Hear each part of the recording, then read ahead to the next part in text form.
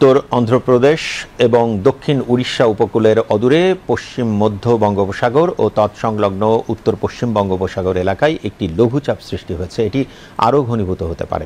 আবহাওয়া অফিস জানিয়েছে, এর প্রভাবে উত্তর বঙ্গোপসাগরে বায়ুচাপের তারতম্যের আধিক্য বিরাজ করছে।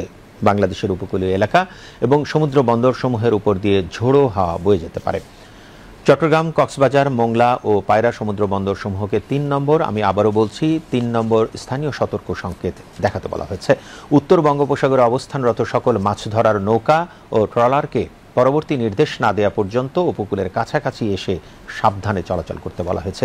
এদিকে আগামীকাল সন্ধ্যা ৬টা পর্যন্ত আবহাওয়ার পূর্বাভাসে বলা হয়েছে, রংপুর, রাজশাহী, ময়মনসিংহ, চট্টগ্রাম এবং সিলেট বিভাগের অধিকাংশ জায়গায় এবং ঢাকা, খুলনা ও বরিশাল বিভাগের অনেক জায়গায় অস্থায়ীভাবে দমকা হাওয়া সহ হালকা থেকে মাঝারি ধরনের বৃষ্টি অথবা বজ্রসহ বৃষ্টি হতে পারে।